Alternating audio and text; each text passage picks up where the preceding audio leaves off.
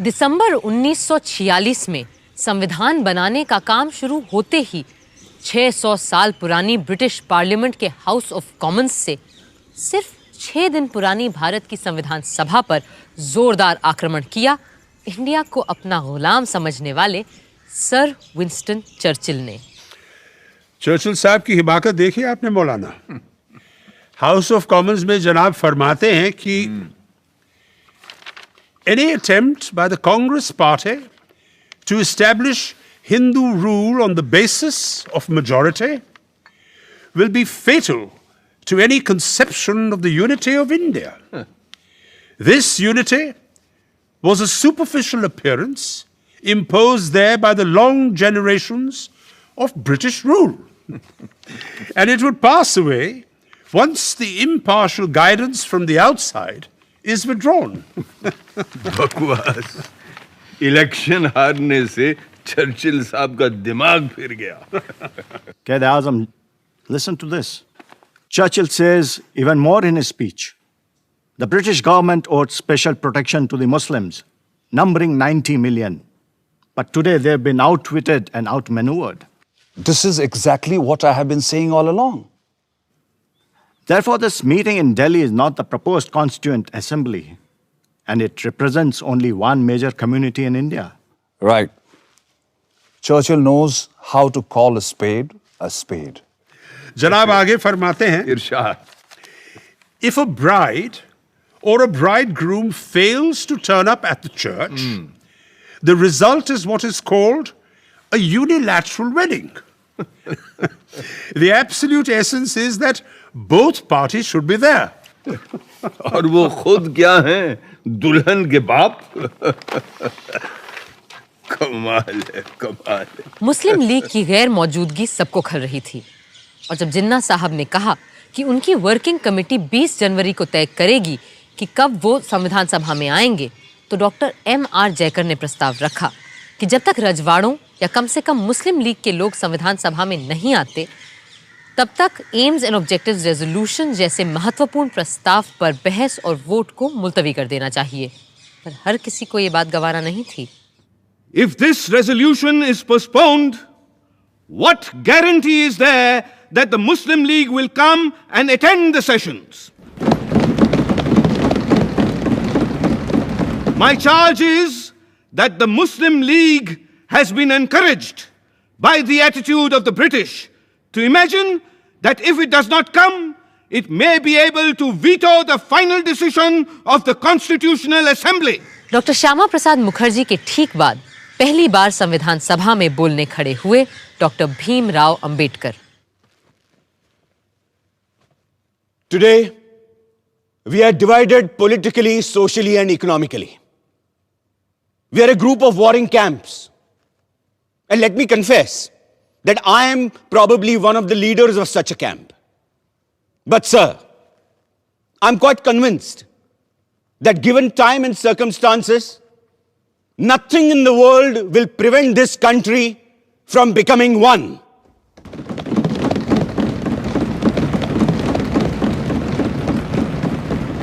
However, I find no reference to the idea of grouping in the objectives resolution. Personally, I do not like the idea of grouping. But I always thought the Congress Party had agreed that if the provinces which are placed under different groups consent to form a union or sub-federation, it would have no objection. Then why is there no mention of this? An omission that is bound to prevent the Muslim League from entering this assembly. I'm not asking you to consider whether you have the right to pass this resolution straight away or not. It may be that you have the right to do so. The question I'm asking is this: is it prudent for you to do so?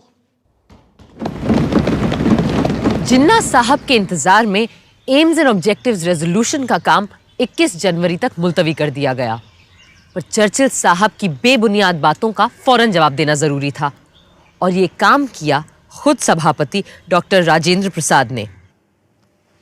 London के house of Commons में अभी पिछले दिसंबर में mister Churchill ने फरमाया कि हमारी ये संविधान सभा भारत के केवल एक धर्म के लोगों की नुमाइंदगी करती है। उन्होंने ये भी कहा कि ये असेंबली सिर्फ हिंदुओं की एक सभा है, और साथ में उन्होंने ये सवाल भी उठा दिया कि whether this meeting of caste Hindus in Delhi can be regarded by the government as the constituent assembly at all. इस किस्म के बयान न सिर्फ तथ्यों के बिल्कुल विपरीत हैं, बल्कि गलत और भ्रामक बातें भी फैलाते हैं। और इसी वजह से मैं ये जरूरी समझता हूं कि आज हम यहां सच को सामने रखें। और सच ये है कि इस प्रिलिमिनरी सेशन में 296 मेंबर्स में से 210 ने इस संविधान सभा में हिस्सा लिया, और इन 210 मेंबरान में से 155 Hindu, 30 scheduled caste, 5 Sikh, 6 Indian Christians, 5 backward tribes के नुमाइंदे, 3 एंग्लो इंडियंस, 3 पारसी, और 80 में से 4 मुसलमान भी शामिल रहे हैं। सबसे बड़ी कमी मुस्लिम लीग के सदस्यों की रही है, और हम सबको इस बात का बेहद अफसोस है। लेकिन जो संख्याएं मैंने गिनाई हैं, उनसे यह साफ जाहिर हो जाता है कि इस असेंबली को सिर्फ एक मेजर कम्युनिटी का नुमाइंदा बताना या सिर्फ हिंदुओं की सभा कहना तथ्यों के साथ सरासर खिलवाड़ है। 20 जनवरी को जिन्ना साहब ने बिना कोई वजह बताए मुस्लिम लीग वर्किंग कमेटी की मीटिंग फिर टाल दी। लिहाजा डॉक्टर जयकर ने ऑब्जेक्टिव्स रेजोल्यूशन को स्थगित करने का अपना अमेंडमेंट वापस ले लिया, और 22 जनवरी को संविधान सभा का पहला और सबसे महत्वपूर्ण प्रस्ताव पास कर दिया गया। जवाब में कायदे आजम जिन्ना ने संविधान सभा में आना तो दूर, पूरी कॉन्स्टिट्यूएंट असेंबली को ही गैर कानूनी और नाजायज करार दे डाला। The working committee of the Muslim League is emphatically of the opinion that elections to and the summoning of the Constituent Assembly, in spite of the strong protest and emphatic objection of Muslim League, were ab initio void, invalid, and illegal, as the major parties had not accepted the statement. And the continuation of the Constituent Assembly and its proceedings and its decisions are ultra-virus, invalid, illegal, and therefore it should be dissolved forthwith. उधर chamber of princess यानी राजे रजवाड़े भी पंडित नेहरू के प्रस्ताव से बहुत घबराए हुए थे। नवाब साहब भोपाल ने राजघरानों की हड़बड़ाहट एक प्रेस कॉन्फ्रेंस में जाहिर की।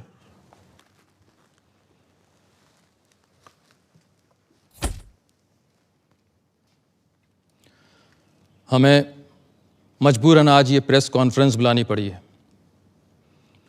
क्योंकि पंडित नेहरू ने कॉन्स्टिट्यूएंट असेंबली में जो रेजोल्यूशन पास करवाया है वो कैबिनेट मिशन में तय की गई बातों से बिल्कुल मुख्तलिफ है, और कॉन्स्टिट्यूएंट असेंबली में ऐसे किसी भी रेजोल्यूशन को लाने और पास करवाने के हम पूरी तरह से खिलाफ हैं। सर, जैसा कि पंडित नेहरू जी ने कहा है कि उनको ज़ाती तौर पर ना तो राजशाही पसंद है, ना राजा और ना ही नवाब, तो इस पर आपका क्या कहना है? देखिए, पंडित नेहरू को अपनी ज़ाती राय रखने की और उसका इजहार करने की मुकम्मल आज़ादी है, लेकिन हाँ, अगर उन्होंने अपना बनाया हुआ कोई कानून हम पे ज़बरदस्ती थोपने की कोशिश की तो हिंदुस्तान के 550 शाही घरानों ने चूड़ियां नहीं पहन रखी हैं। यहाँ देखने की बात यह है कि मेजॉरिटी पार्टी के अभी से ये तेवर हैं तो अंग्रेज़ों के जाने के बाद हमारा क्या होगा, ये तो खुदा ही जाने। उसके लिए हम अपने चैम्बर ऑफ प्रिंसेस का रेजोल्यूशन आपके सामने रखेंगे।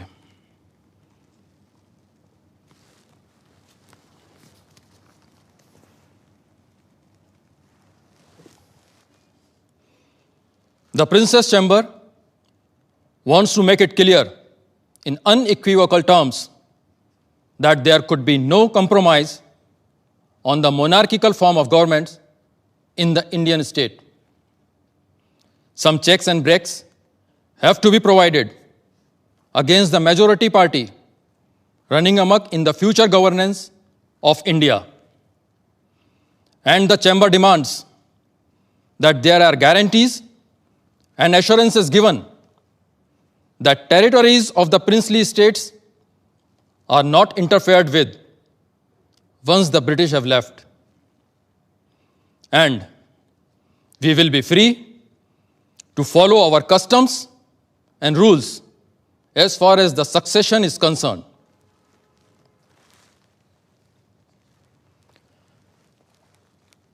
कॉन्स्टिट्यूएंट असेंबली का पास किया हुआ ऑब्जेक्टिव्स रेजोल्यूशन बड़े ही खतरनाक इम्कानातों से लबरेज है और इसीलिए हमने साफ साफ चैम्बर ऑफ प्रिंसेस का रेजोल्यूशन सबके सामने रखा है।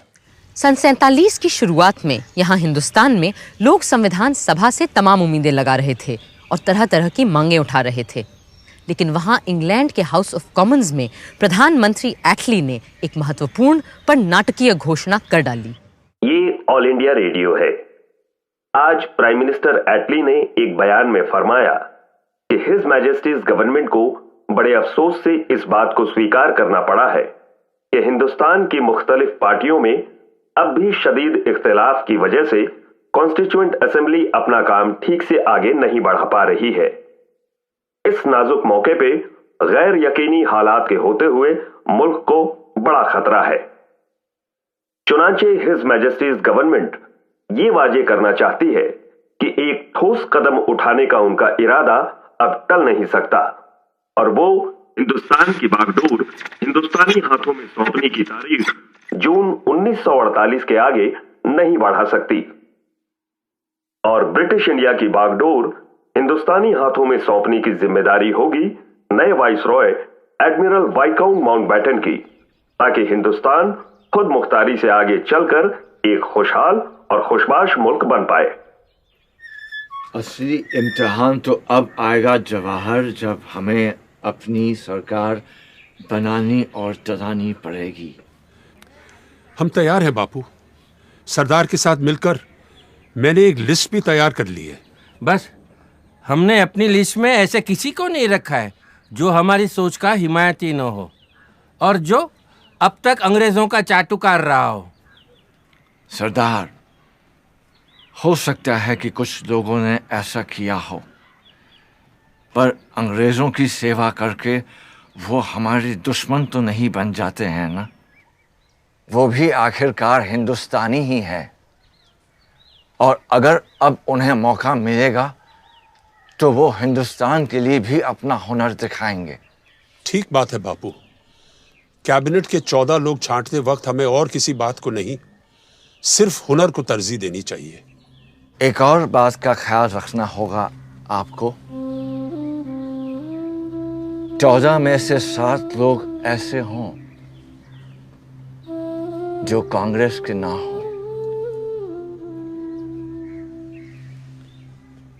और ये भी कि आपके मंत्रिमंडल में औरतें हों, मुसलमान हों, पारसी हों, सिख हों और हरिजन हों। बापू, जगजीवन राम जी का भी नाम हमारे फहरिस्त में है। और Ambedkar,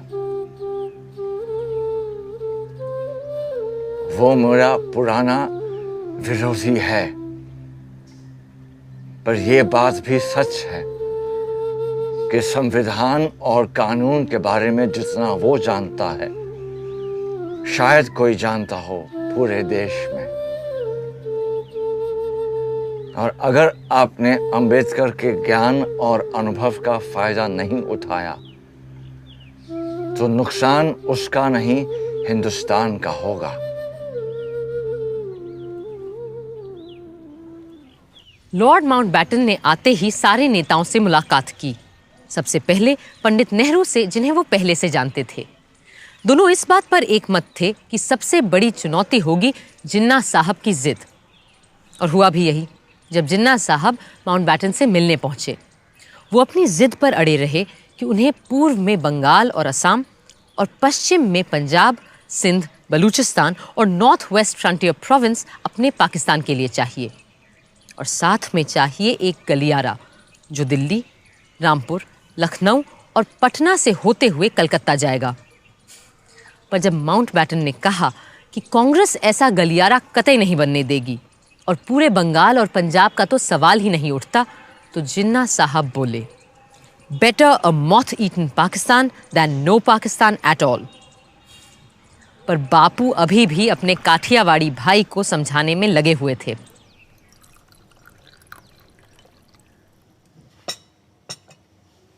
May I have some salt, please?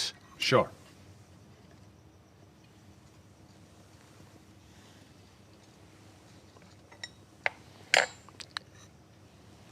मेरे भाई जिन्ना, I will plead with you 70 times 7 if the need be. But I can never agree to your idea of dividing India.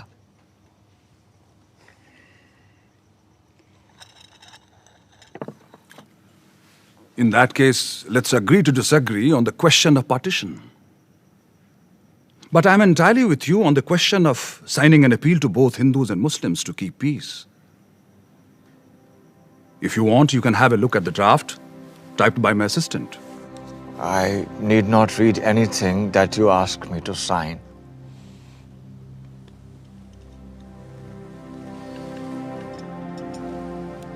पहले आप।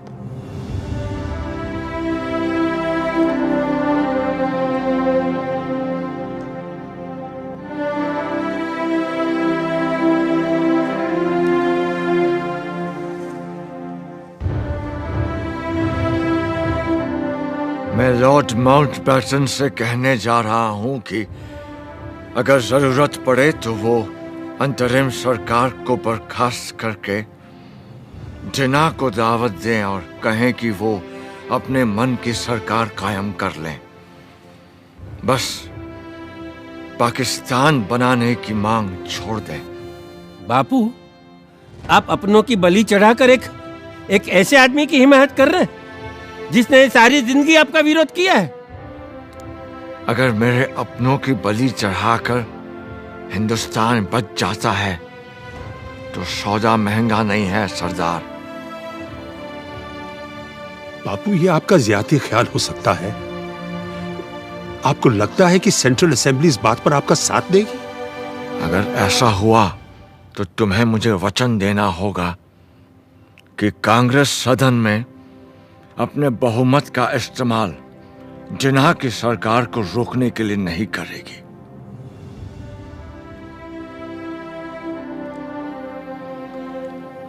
बापू, मैं हमेशा आपकी बड़ी इज्जत करते आया हूं, लेकिन अब आपकी बात मुझे अजीब लग रही है। फर्ज कीजिए हमने जबान दे भी दी, तो आपको क्या लगता है कि जिन्ना साहब एक पल भी कांग्रेस का यकीन करेंगे? और फिर सदन में इतने सारे लोगों को समझाना क्या आसान होगा कि आप सारे के सारे चुपचाप हाथ पर हाथ धरे तमाशा देखते रहो कि कैसे जिन्ना जैसे तानाशाह की मनमर्जी चलती है? ना ना ना, ऐसे पागलपन के स्वांग में हिस्सा लेने के बजाय मैं सभा से इस्तीफा देना पसंद करता हूँ। बापू, लॉर्ड माउंटबैटन खुद जानते हैं कि इन हालात में मुस्लिम लीग को सरकार बनाने देना बिल्कुल फजूल की बात होगी। शायद आप लोग बेहतर समझते हैं। वैसे भी मेरे जैसे बूढ़े का यहाँ क्या काम? मुझे तो बिहार और बंगाल में होना चाहिए। जहां दंगे फिर भड़क रहे हैं, यहां तो आप लोग हैं ही दिल्ली संभालने के लिए।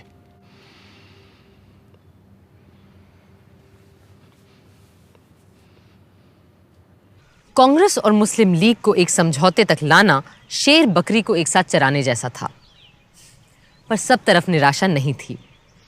अप्रैल के अंत में जब संविधान सभा दूसरी बार मिली तो कई रजवाड़ों के नुमाइंदे उसमें शामिल हो चुके थे।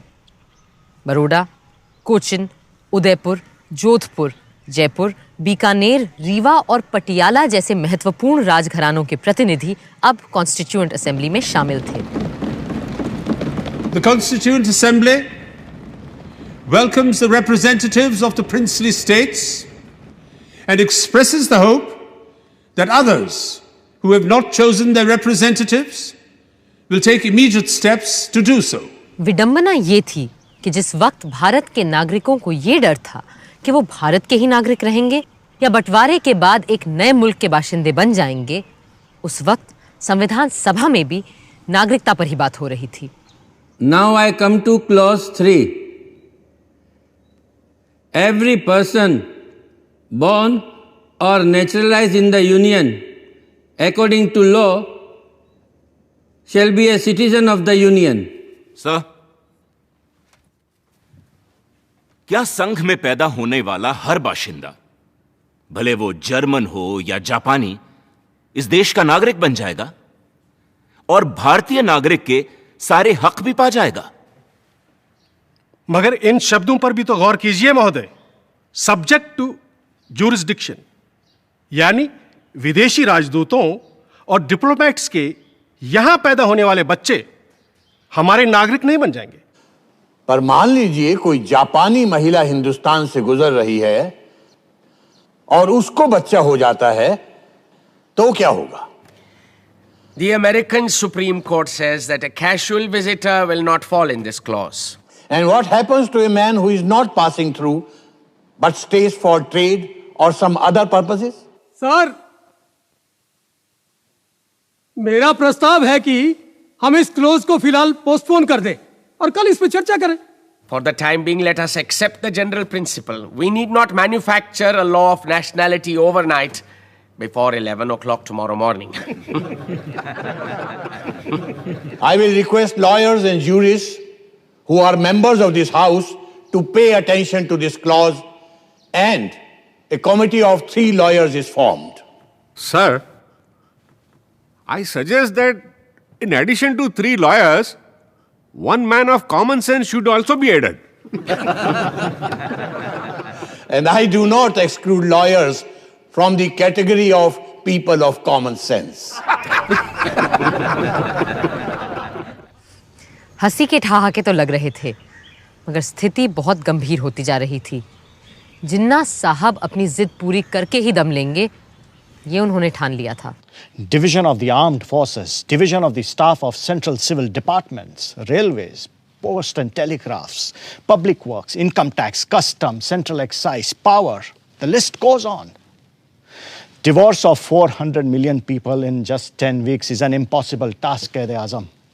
It will at least take a year, and that too if Allah is with us.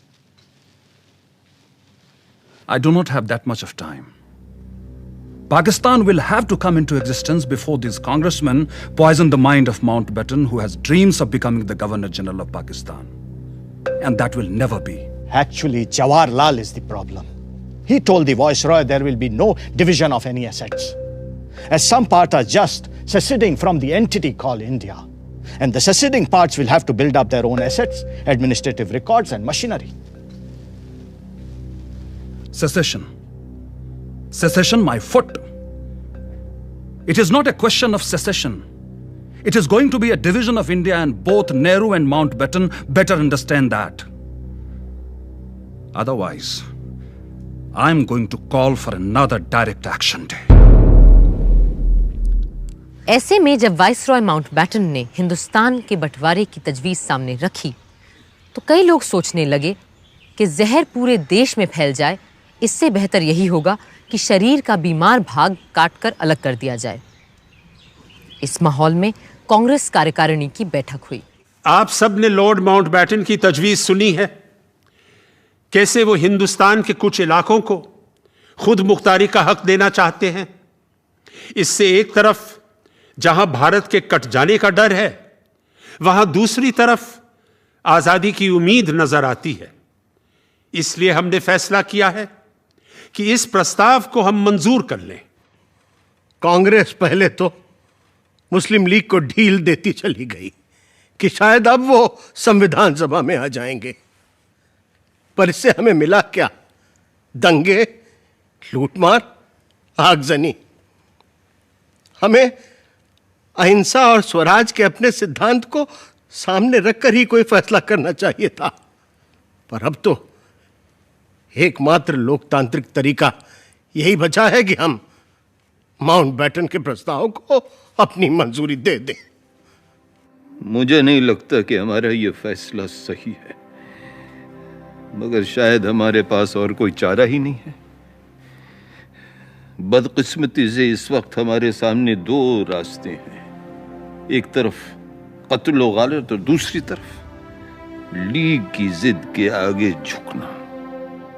लेकिन मुझे पूरा यकीन है कि ये लकीर लोगों के दिलों की नहीं, सिर्फ नक्शे की तकसीम कर रही है। और इंशाअल्लाह ये जो बंटवारा है ये चंद ही दिनों की बात है और जल्द ही हम फिर से एक हो जाएंगे। भारतीय राष्ट्रीय कांग्रेस ने सदा भारतवासियों की बात उठाई है, कभी हिंदू या मुसलमान की नहीं, जैसा हम आज कर रहे हैं। हमने हमेशा अक्षुण्णता और अखंडता की बात की है,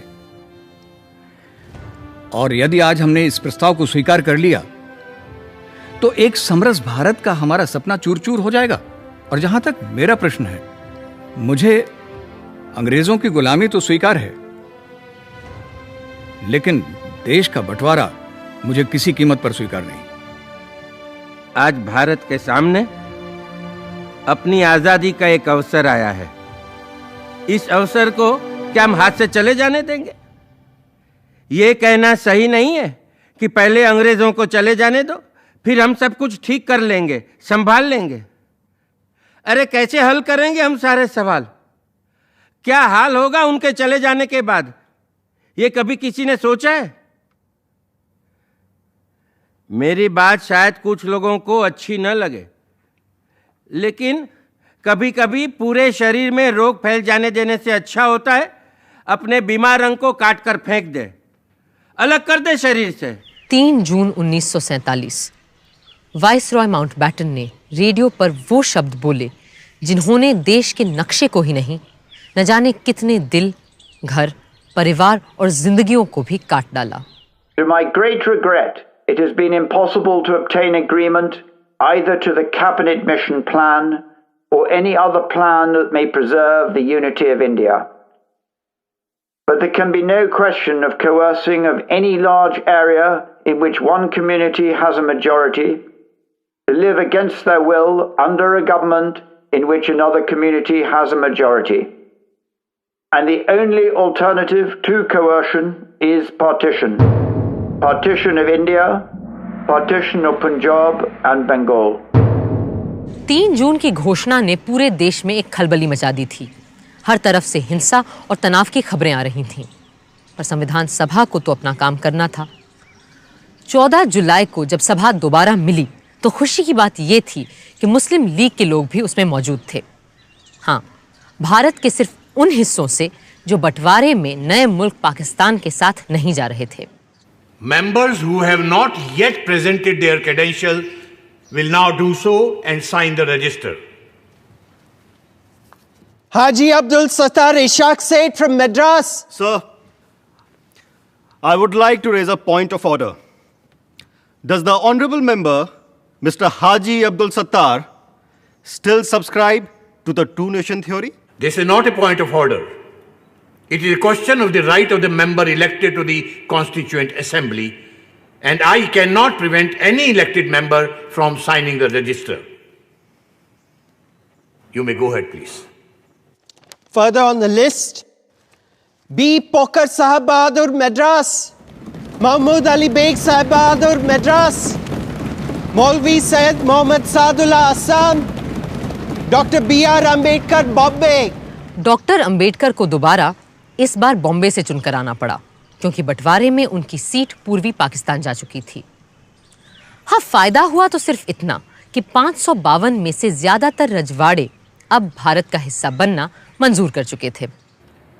The next item is the motion to be moved by Honorable K.M. Munshi.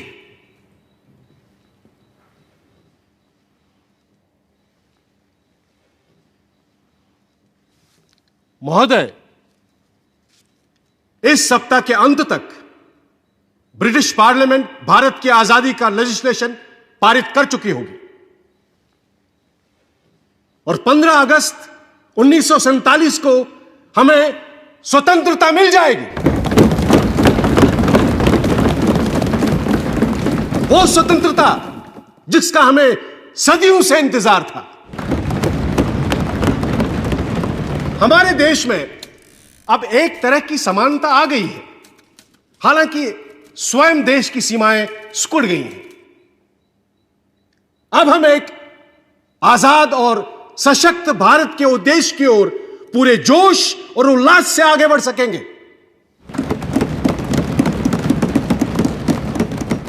महोदय,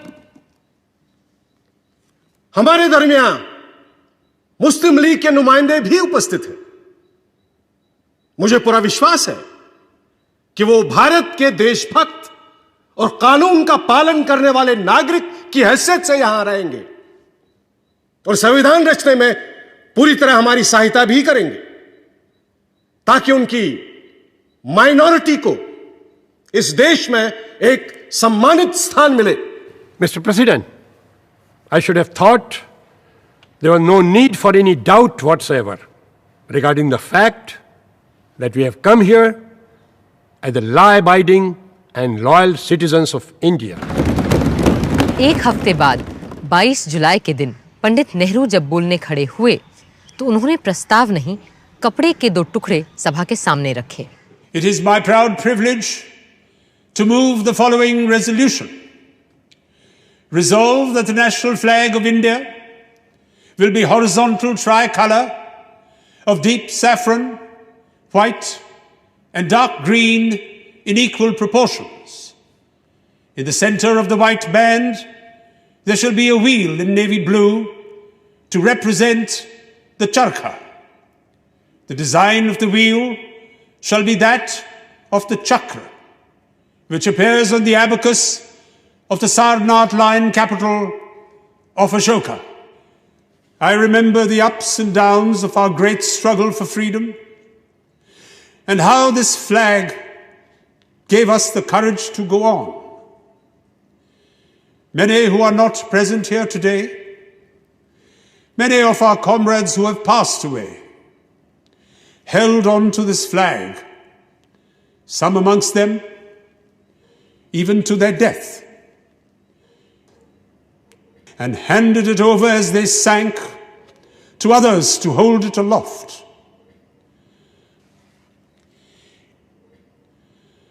So, in this simple form of words, there is much more than will be clear on the surface. There is the struggle of the people for freedom, with all its ups and downs, and trials and disasters.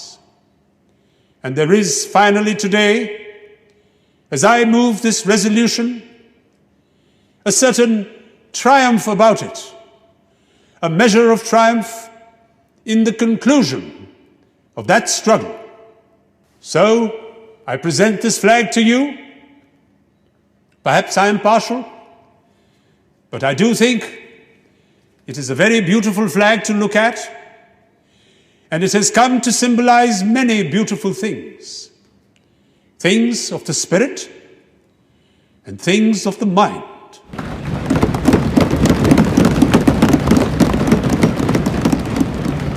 I now present to you not only the resolution, but the flag itself. One is silk and one in cotton.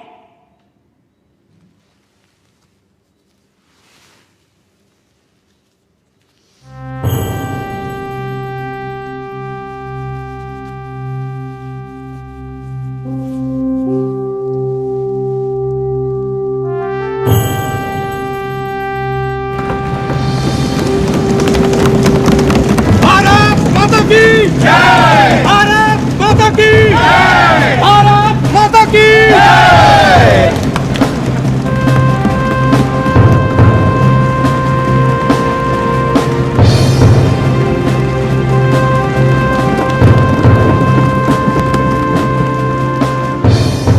I beg to move this resolution. Mr. President, my amendment is that inside the chakra, in the white band, the swastika, the ancient Indian symbol of Shantam Shivam Sundaram, be inscribed. But now that I have seen the flag, I find it somewhat hard to fit the swastika into the chakra. In these circumstances, I beg leave to withdraw my amendment. HV Kamat साहब के लिए हर बात का विरोध करना जरूरी था, पर सदन के बाकी सदस्य हिंदुस्तान के नए परचम के साथ थे। मोहम्मद सादुल्ला ने खुलकर अपनी बात रखी। जनाब सदर, मेरे ख्याल में हमारा परचम सिर्फ परचम नहीं है, इसमें हमारी उम्मीदों के रंग हैं, हमारी जद्दोजहद और कुर्बानियों की कहानी भी है। हमारे मजहब इस्लाम में यही हिदायत दी गई है और मुस्लिम लीग की हाई कमांड और कायदे आजम का भी यही मानना है कि जो इंसान जहां रहे वहां की सरकार और आइन का वफादार रहे। और इसी उसूल को मानते हुए मैं उस परचम को सलाम करता हूं जो यहां हाउस में पंडित जवाहरलाल नेहरू ने पेश किया है।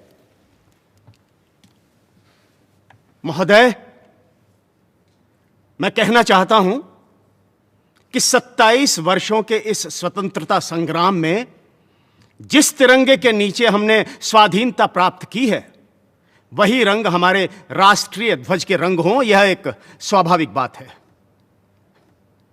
मुझे दुख है कि इस समय कुछ लोग सांप्रदायिकता में मदमस्त होकर आपत्तिजनक घटनाएं कर रहे हैं।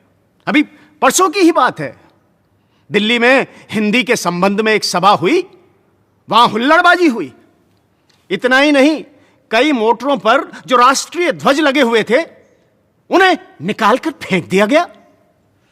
मैं कहता हूं कि सांप्रदायिकता से मदमस्त होकर झंडे का अपमान करना सारे राष्ट्र का अपमान करना है। भारत माता की जय! भारत माता की जय! भारत माता की जय! संविधान सभा का अगला यानी 5वां सत्र शुरू होना था एक बहुत ही ऐतिहासिक दिन, 15 अगस्त 1947। 14 अगस्त की शाम से ही सदन की कार्यवाही शुरू हो गई थी, उस घड़ी के इंतजार में जिसका हर हिंदुस्तानी को जाने कब से इंतजार था। वंदे मातरम, वंदे मातरम, सुजलाम सुफलाम मलयज शीतलाम सस्य श्यामलां मातरं वन्दे मातरं। शुभ्रज्योत्स्ना पुलकितयामिनीं फुल्लकुसुमित द्रुमदलशोभिनीं सुहासिनीं सुमधुरभाषिणीं सुखदां वरदां मातरं वन्दे मातरं वन्दे मातरं।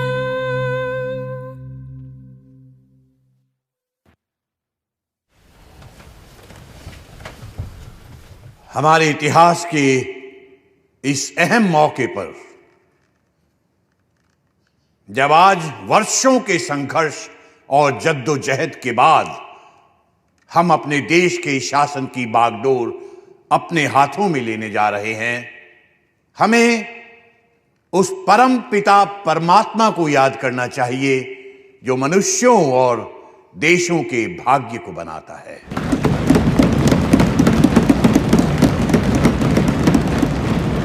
और हम आज उन अनेकानेक ज्ञात और अज्ञात, जाने और अनजाने पुरुषों और स्त्रियों के प्रति श्रद्धांजलि अर्पित करते हैं जिन्होंने इस दिन की प्राप्ति के लिए अपने प्राण न्योछावर कर दिए। हंसते हंसते फांसियों के तख्ते पर चढ़ गए, गोलियों के शिकार बन गए। जिन्होंने जेल खानों और काला पानी के टापू में घुल घुल कर अपने जीवन का उत्सर्ग कर दिया। जिन्होंने बिना संकोच माता पिता, स्त्री संतान, भाई बहन और यहां तक कि अपने देश को भी छोड़ दिया। अपना धन, जान सबका बलिदान कर दिया। आज ये उनके त्याग और तपस्या का ही फल है कि हम इस दिन को देख पा रहे हैं।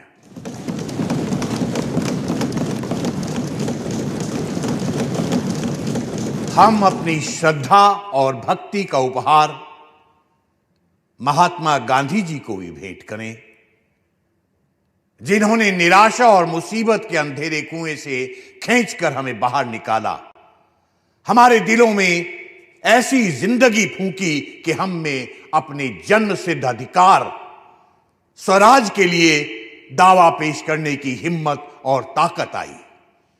जिन्होंने हमारे हाथों में सत्य और अहिंसा का एक ऐसा अचूक अस्त्र दिया कि जिसके जरिए बिना हथियार उठाए स्वराज का अनमोल रत्न हमने हासिल कर लिया।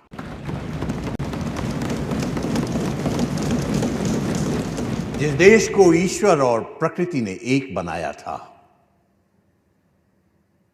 आज उसके दो टुकड़े हो गए हैं।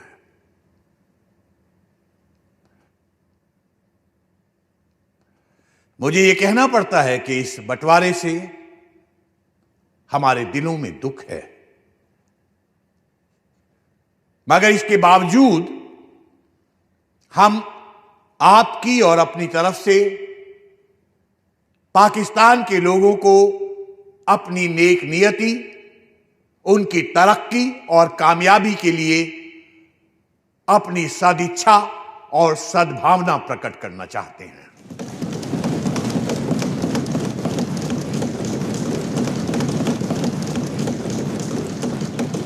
अब इसके बाद मेरा प्रस्ताव है कि हम सब उन वीरों की पुण्य स्मृति में जिन्होंने देश में और देश के बाहर हमारे स्वातंत्र संग्राम में अपनी बलि दी है, कुछ क्षण मौन खड़े रहें।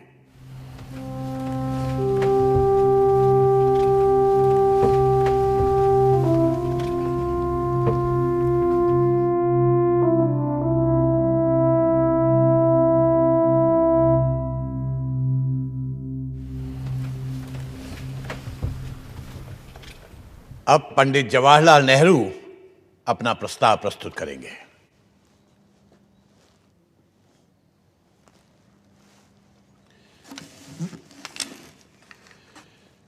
सदर साहब, कई साल हुए जबकि हमने किस्मत से एक बाजी लगाई थी, एक इकरार किया था, प्रतिज्ञा की थी। अब वक्त आया है कि हम इसे पूरा करें। बल्कि वो पूरा तो शायद अभी भी नहीं हुआ, लेकिन फिर भी एक बड़ी मंजिल पूरी हुई, हम वहां पहुंचे हैं। फिर मुनासिब है कि ऐसे वक्त में हमारा पहला काम यह हो कि हम एक प्रण, एक नई प्रतिज्ञा फिर से करें, इकरार करें आइंदा हिंदुस्तान और हिंदुस्तान के लोगों की खिदमत करने का।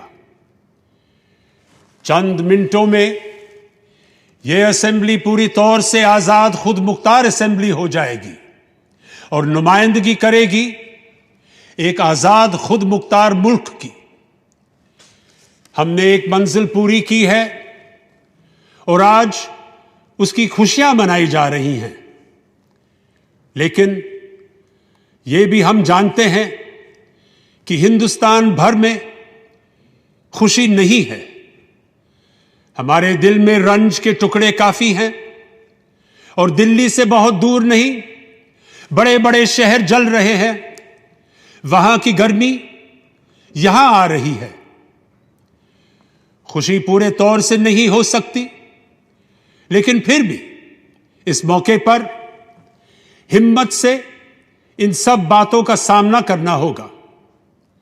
अब मैं अपनी बात अंग्रेजी में भी पेश करूंगा। Long years ago, we made a tryst with destiny, and now the time comes when we must redeem our pledge. Not only or in full measure, but very substantially. At the stroke of the midnight hour, when the world sleeps, India will awake to life and freedom.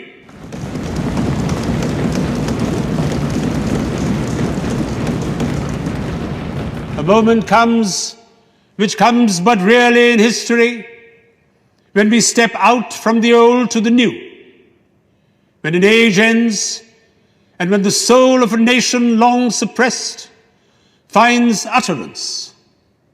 It is fitting that at this solemn moment, we take the pledge of dedication to the service of India and her people, and to the larger cause of humanity.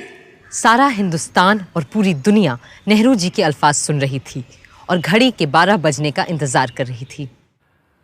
I will now put the resolution to vote. Sir, Mr. President, there are 2 amendments that are standing in my name. No! But since the 0 hour is fast approaching, I do not propose to move my amendments. Thank you. Thank you. I will now put the resolution to vote. The members will please express their assent by saying aye. Aye. We have resolved, as the clock strikes 12, we shall take the pledge.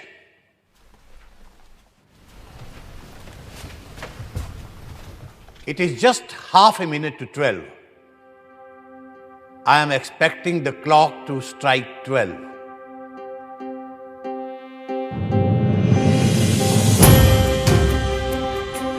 अब जबकि हिंदवासियों ने त्याग और तप से स्वतंत्रता हासिल कर ली है, मैं Rajendra Prasad,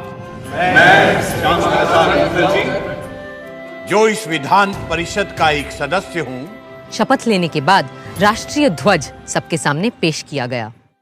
Shrimati Hansa Mehta will now present the national flag on behalf of the women of India.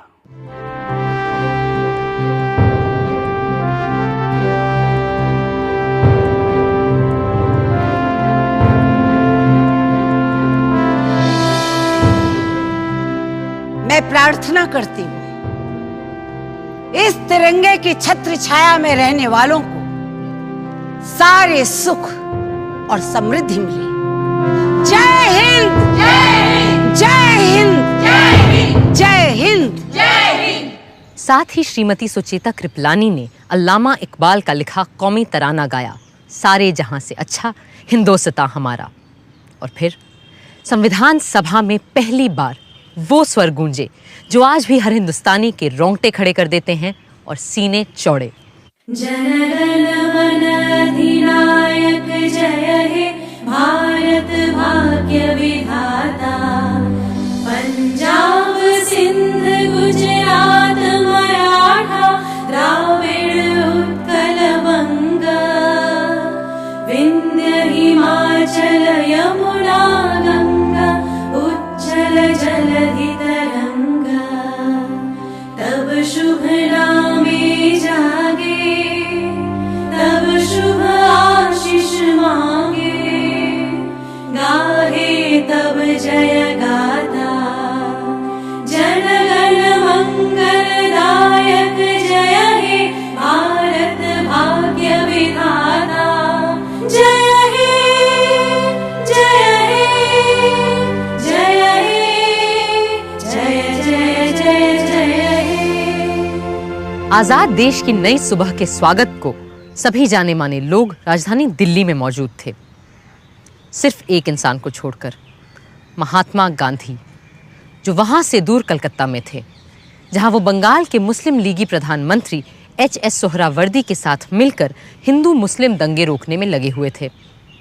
15 अगस्त की सुबह भी हर रोज की तरह उन्होंने 5 बजे प्रार्थना सभा की।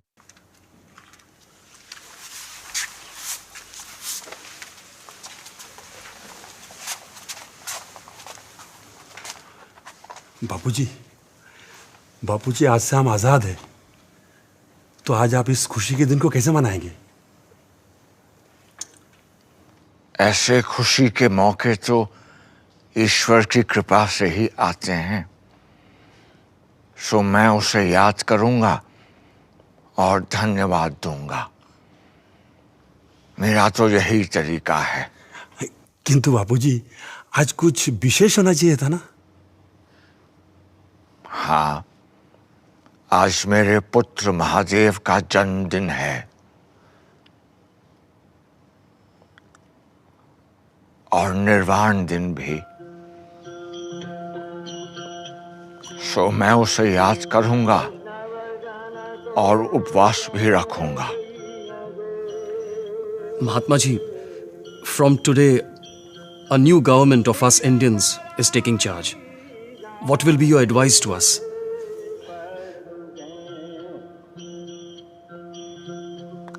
Be humble, beware of power. Power corrupts. Do not let yourselves be trapped by pomp and pageantry. Remember, you are in office to serve the poor in India's villages. सबको सन्मति दे भगवान।